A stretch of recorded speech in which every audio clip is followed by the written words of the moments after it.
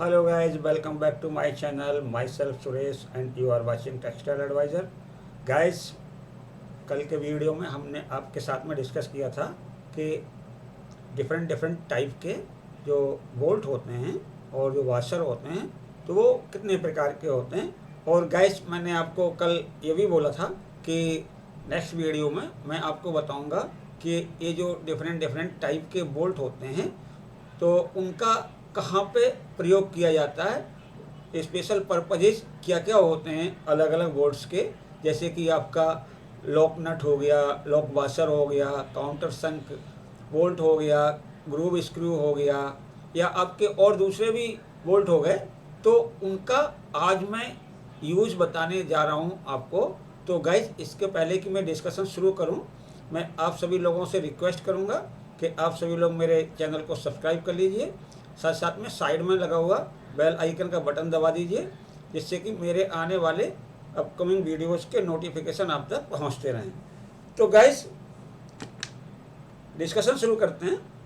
तो ये जो पिक्चर आप देख रहे हैं स्क्रीन के ऊपर, ये मैंने आपको कल शेयर की थी कि कितने प्रकार के बोल्ट होते हैं।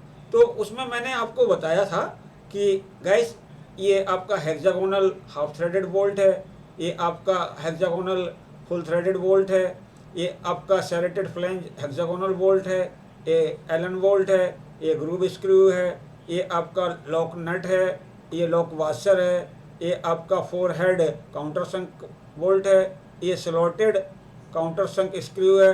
तो गाइस, अब मैं आपको इन बोल्ट्स के उपयोग आपके साथ में डिस्कस करता हूं कि कौन सी जगह पर कौन सा बोल्ट प्रयोग किया जाता है। तो गाइज, आपको पता ही है कि ये जो बोल्ट आपको दिख रहे हैं स्क्रीन के ऊपर, ये डिफरेंट डिफरेंट शेप के, डिफरेंट डिफरेंट साइज के वाशर्स भी हैं, बोल्ट भी हैं और नट भी हैं। तो कहाँ पे आपको हेक्सागोनल बोल्ट यूज करना है, कहाँ पे आपको काउंटर संक बोल्ट यूज करना है, कहाँ पे आपको एलन बोल्ट यूज करना है, कहाँ पे आपको ग्रूव स्क्रू यूज करना है, तो ये मैं आपके साथ में आज डिस्कस करता हूँ। तो गाइज, आप सभी लोग मेरे वीडियो के साथ में अंत तक जरूर बने रहिए, तभी आपको सारा टॉपिक अच्छी तरीके से क्लियर होगा। तो गाइज, सबसे पहले बात करते हैं usages of hexagonal bolt and plain washer. मतलब जो हमारा हेक्सागोनल बोल्ट होता है और प्लेन वाशर होता है, तो उसका क्या यूज होता है, कहाँ पे आप यूज करेंगे और किस तरीके से यूज करेंगे। गाइस, इस पिक्चर में मैंने दिखाया हुआ है कि जो हमारा हेक्सागोनल बोल्ट और प्लेन वाशर होता है तो वो किन जगहों पे प्रयोग किया जाता है। गाइस, यहाँ पे देखिए, यहाँ पे कुछ मैंने आयरन फ्रेम बना के दिखाया हुआ है। ये ब्लैक कलर का आपको दिख रहा है, ये है आपका आयरन फ्रेम, और सेम चीज यहाँ पे दिखाई हुई है, ये भी ब्लैक कलर का आयरन फ्रेम है। तो गाइज, यहाँ पे हमने आयरन फ्रेम के साथ में एक क्यूबॉइड, क्यूबॉइड का मतलब हो गया गाइज एक आपका जो आयताकार जो होता है ना, हिंदी में उसको घनाभ भी बोलते हैं। एक तो होता है क्यूब, एक होता है क्यूबॉइड। तो यहाँ पे जो घनाभ है उसको हम अपने आयरन फ्रेम के ऊपर माउंट कर रहे हैं। तो गाइस, देखिए किस तरीके से माउंट होगा। तो यहाँ पे हमने आपको दो तरीके दिखाए हुए हैं माउंट करने के। तो पहले वाले पिक्चर में आप देखेंगे तो आपको क्लियर दिखेगा गाइस कि हमने यहाँ पे हेक्सागोनल बोल्ट का प्रयोग किया है, और फिर यहाँ पे एक प्लेन वाशर भी लगाया है, और यहाँ पे फिर इसके बाद में हमने क्या किया है, एक हेक्सागोनल नट लगाया है। तो गाइस देखिए यहाँ पे, तो मैं आपको पीछे ले चलता हूँ। देखिए गाइस, देखिए यहाँ पे ये आपका हेक्सागोनल बोल्ट है, ये प्लेन वाशर है और ये हेक्सागोनल नट है। तो इन तीन चीज़ों का प्रयोग हम एक साथ कर रहे हैं। तो गाइस, यहाँ पे देखिए, अब ये हमारा आयरन फ्रेम हो गया। इसमें हमने क्या किया, एक यहाँ पे होल ड्रिल किया, होल ड्रिल कर दिया कितने साइज का, जितना हमारा जो हेक्सागोनल बोल्ट है उसका जितना डायमीटर है, तो उससे थोड़ा सा प्लस 1 mm प्लस हमने इसमें होल किया। और होल करने के बाद में गाइस क्या करेंगे कि ये जो हमारा क्यूबॉइड है या जो घनाव है इसमें भी एक होल हमने यहाँ पे किया हुआ है सेम साइज का, जिससे कि आपका जो हेक्सागोनल बोल्ट है आसानी से आपके क्यूबॉइड के अंदर चला जाए और आपके आयरन फ्रेम के अंदर चला जाए। गाइज अब इसमें आपको ध्यान रखना है कि जो हमारा हेक्सागोनल बोल्ट है उसकी लेंथ आप कितनी लेंगे। तो सबसे पहले तो आप देखेंगे कि यहाँ से यहाँ तक तो आपका क्यूबॉइड कवर कर रहा है। इसके बाद में ये जो हमारा फ्रेम है तो फ्रेम की जितनी भी यहाँ पे चौड़ाई होगी वो भी आएगी, और उसके बाद में जो हमारा हेक्सागोनल नट है वो भी आ जाना चाहिए और वाशर भी आ जाना चाहिए। तो इन सब को देखते हुए हम हेक्सागोनल बोल्ट की चौड़ाई डिसाइड करते हैं। और गाइस अब क्या करते हैं हम कि हमने क्या किया, अपना जो हेक्सागोनल बोल्ट है सबसे पहले क्यूबॉइड में डाला, और क्यूबॉइड में डाल के फिर हमने क्या किया, जो आयरन फ्रेम है तो उसमें जो हमने होल ड्रिल किया उसमें डाला। इसके बाद में क्या होगा गैस कि ये जो हमारा हेक्सागोनल बोल्ट है ये बाहर निकल के आ गया।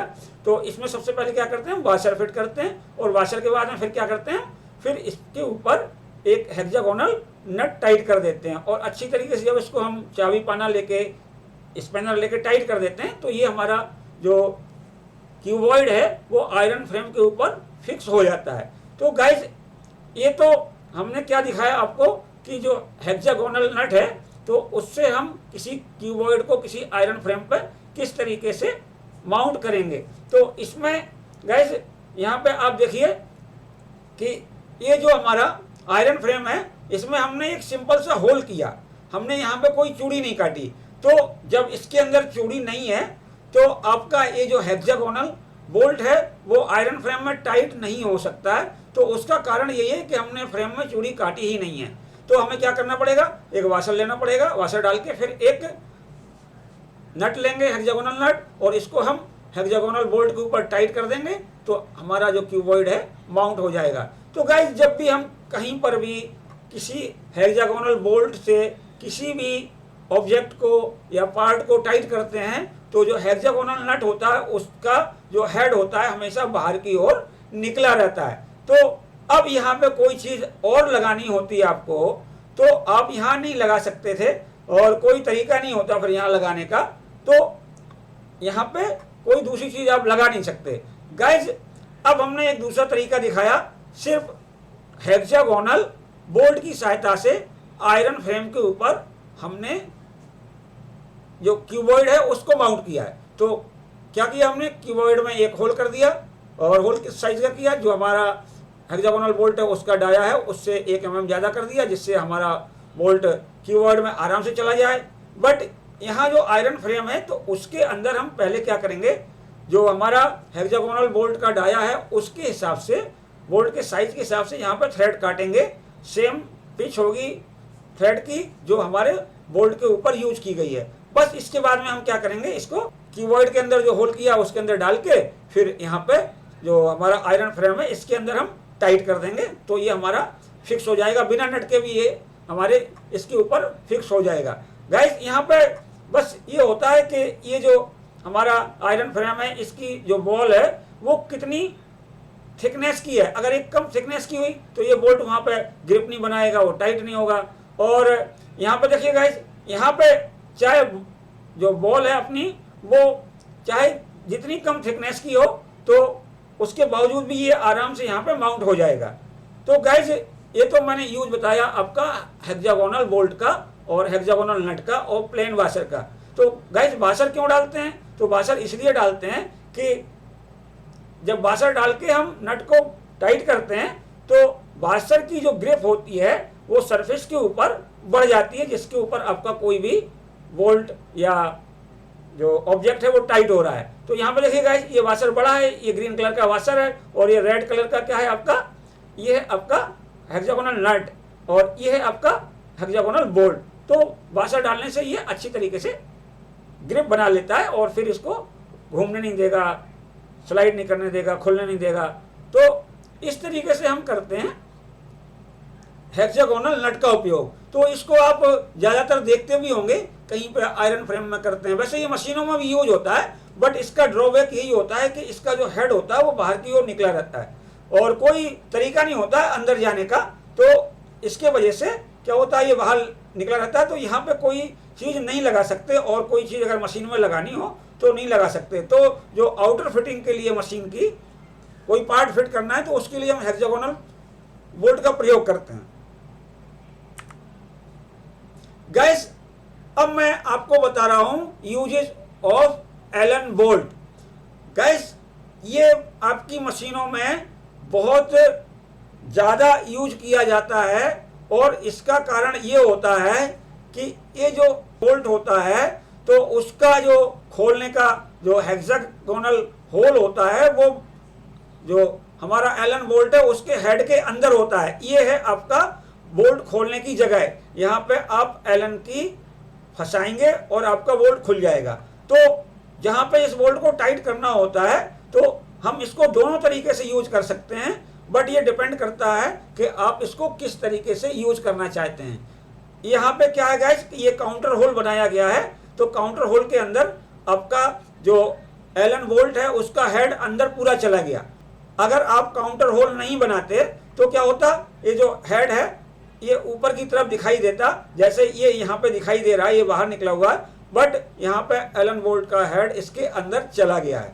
गाइस, इसका फायदा ये होता है कि ये आपका बोल्ट यहाँ अंदर चला गया। अब आप सपोज कीजिए यहाँ पे कोई चीज़ और लगानी होती है यहाँ पे आपको इसके साथ में, तो यहाँ पे इजीली कोई प्लेट टाइट करनी है या कुछ करना है, या बिल्कुल इससे बिल्कुल चिपक के कोई पुली लगानी होती है तो यहाँ पे आपकी लग सकती है, क्योंकि ये जो आपका एलन बोल्ट है वो उसका हेड आपके काउंटर होल के अंदर चला गया है। तो ये एडवांटेज होता है आपके एलन बोल्ट का, और इसको हैंडल करना भी आसान होता है। और यहाँ पे कुछ नहीं करना है, एक एलन की होती है तो सेम शेप की होती है, हेक्सागोनल वो भी होती है, इसमें आप एलन की फंसाएंगे और उससे आप इस बोल्ट को खोल सकते हैं और बंद कर सकते हैं। गाइस, अब हमने यहाँ पे दिखाया हुआ है यूज ऑफ ग्रूव स्क्रू और ग्रूव बोल्ट। तो जो बोल्ट होते हैं और स्क्रू होते हैं तो बहुत ज़्यादा मोटाई के जो ग्रूव स्क्रू होते हैं तो उनको बोल्ट बोल देते हैं, और कम डायमीटर के जो बोल्ट होते हैं उनको स्क्रू बोल देते हैं। बट इनमें हमने आपको कल बताया था यहाँ पे हेड नहीं होता, ये हेडलेस बोल्ट होता है। गाइस, ध्यान रखना है आपको कि जो हमारा ग्रूव स्क्रू होता है वो हेडलेस बोल्ट होता है, और उसके टॉप वाले सिरे पे एक हेक्सागोनल होल होता है, तो उसी के अंदर हम एलन की लगा के उसको खोलते हैं और टाइट करते हैं।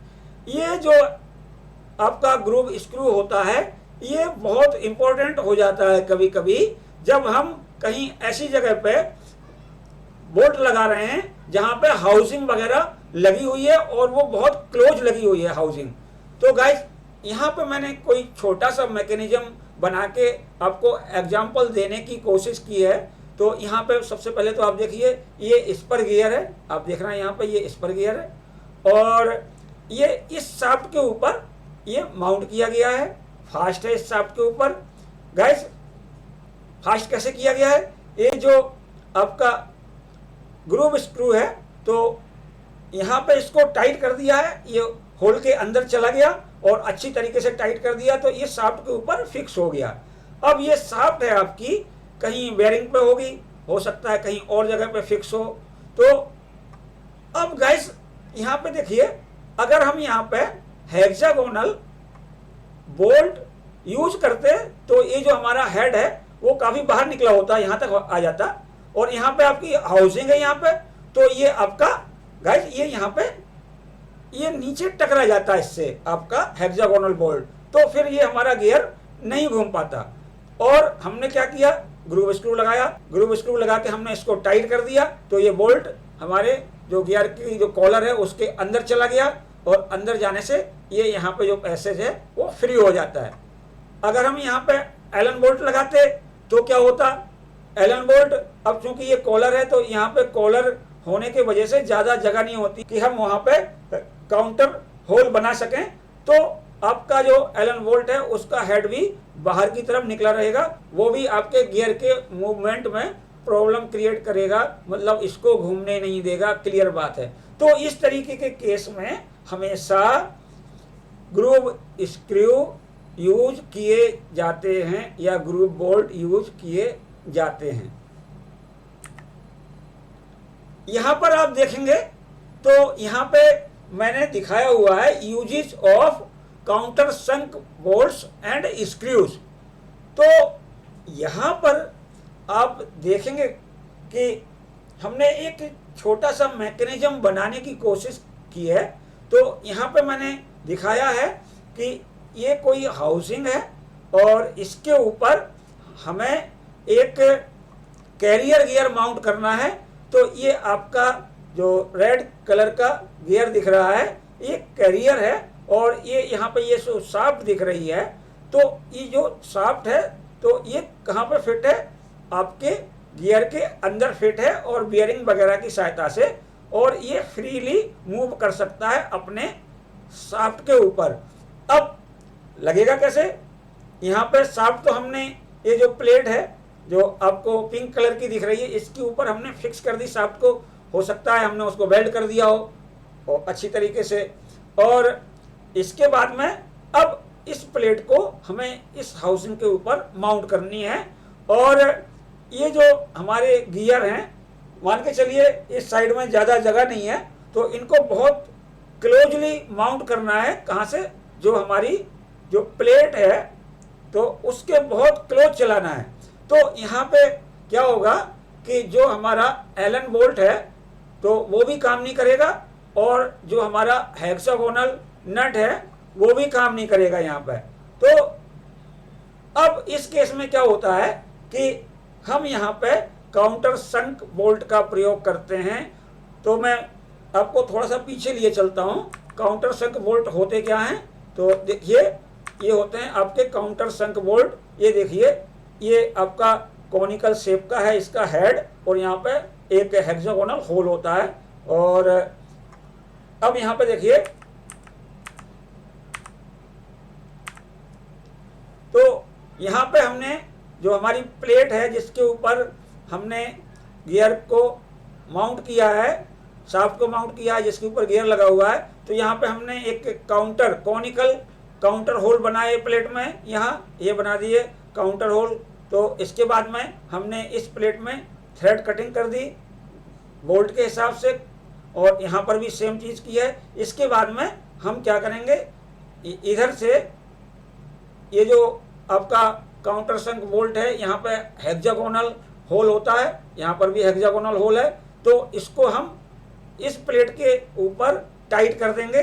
तो ये जो काउंटर संक बोल्ट है यहाँ टाइट हो गया, एक काउंटर संक बोल्ट है यहाँ टाइट हो गया।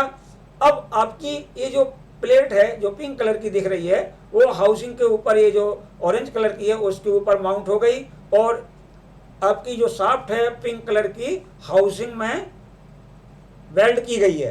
तो ये आपका गियर है, ये कैरियर गियर का काम कर रहा है, इसको मोशन मिलेगी और ये आगे मोशन ट्रांसफर कर देगा।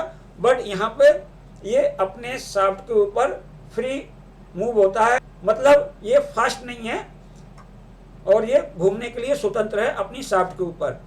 अब हमने क्या किया, यहाँ पे एक गियर लगाया, ये देखिए गाइस ऑरेंज कलर का ये गियर है, ये शाफ्ट के ऊपर घूमेगा, और ये यहाँ पे एक गियर है ऑरेंज कलर का, तो ये भी शाफ्ट के ऊपर घूमेगा। जितने टीथ का ये गियर है उतने टीथ का ये गियर है। तो मेन बात जो समझने वाली है वो ये है कि जब हमने काउंटर संक स्क्रू लगा दिए, यहाँ पे काउंटर संक बोल्ट लगा दिए, तो ये जो हमारा गियर है बहुत क्लोज चला गया यहाँ पे, क्योंकि इधर साइड में हमारे और कोई पार्ट लगे हुए हैं, तो जगह ना होने के वजह से हमें मजबूरी के अंदर काउंटर संक बोल्ट यहाँ पे प्लेट को फिक्स करने के लिए लगाने पड़ते हैं। अब क्या हुआ, जब ये चलेगा तो ये घूमेगा और ये अपनी मोशन इधर ट्रांसफर कर देगा। तो इससे क्या होगा कि ये जो घूमने की दिशा है वो आपकी जिधर को ये घूमेगा और उधर कोई ये घूमने लगेगा। गाइस कल के वीडियो में हमने आपको एक चीज़ और बताई थी, मैंने बताया था आपको लॉक नट या चेक नट और लॉक वाशर या चेक नट वाशर। तो आप इस पिक्चर में देखिए ये लॉक नट क्या होता है और लॉक नट वाशर क्या होता है या लॉक वाशर क्या होता है। तो ये आप देख पा रहे हैं यहाँ पे, ये है आपका लॉक नट और ये है आपका लॉक वाशर।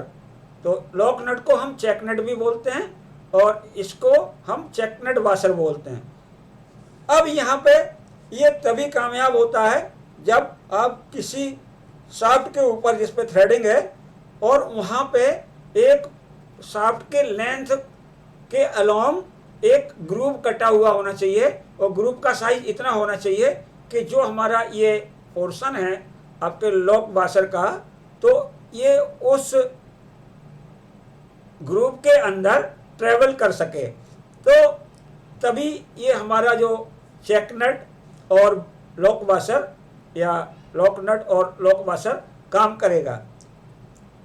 देखिए यहाँ पे ये हमारा एक कोई शाफ्ट है और यहाँ पे एक ग्रूव काटा गया, ये ग्रूव कटा हुआ है, पूरा कटा हुआ है, थ्रू आउट दी लेंथ कटा हुआ है यहाँ पे।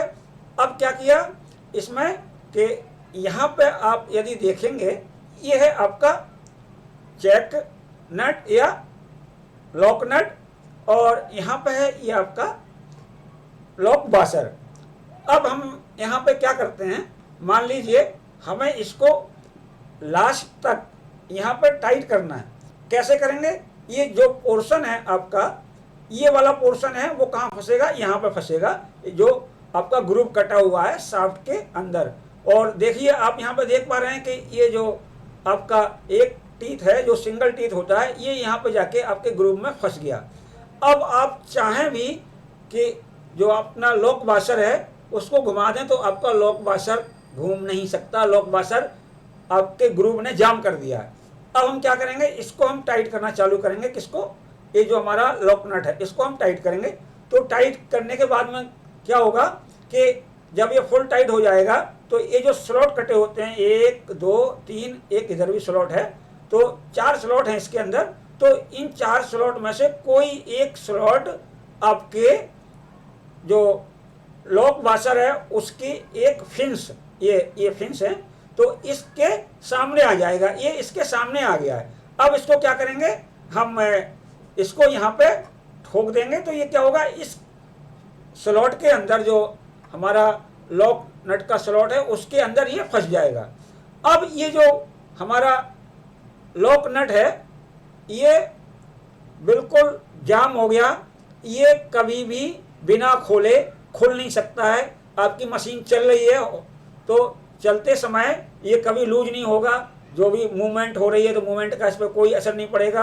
हाँ, ये कब होगा, जब आपका ये जो इधर एक जो फिंस होती है जो आपके स्लॉट में जाती है, अगर ये टूट गई तब आपके बोल्ट खुलने की संभावना बन सकती है, चाहे आप आरपीएम जब हाई चला रहे हो तो। अदरवाइज जब तक ये जो आपका स्लॉट में फंसने वाला जो फिंस है लॉक वाशर का वो सलामत है, तब तक आपका जो लॉक नट है वो खुल नहीं सकता है। तो गाइस, इस तरीके से मैंने आपके साथ में अलग अलग बोल्ट्स के यूजेस के बारे में डिस्कस किया है कि पर्टिकुलरली कौन सा बोल्ट कहाँ लगता है, चेक नट कैसे काम करता है या लॉक नट कैसे काम करता है, और जो लॉक वाशर होता है उसका क्या काम होता है, एलन बोल्ट और ग्रूव स्क्रू कहाँ पे काम आते हैं, काउंटर संक स्क्रू का क्या यूज होता है। तो गाइस, देख के बताइए मेरा वीडियो कैसा लगा। यदि आपको मेरा वीडियो पसंद आए तो आप लाइक का बटन दबाएं, अपने दोस्तों में शेयर करें। और गाइस, यदि आपने अभी तक मेरे चैनल को सब्सक्राइब नहीं किया है तो कृपया मेरे चैनल को सब्सक्राइब कर लीजिए। साथ साथ में साइड में लगा हुआ बेल आइकन का बटन दबा दीजिए, जिससे कि मेरे आने वाले अपकमिंग वीडियोज़ के नोटिफिकेशन आप तक पहुँचते रहें। गाइस, चैनल देखने के लिए धन्यवाद।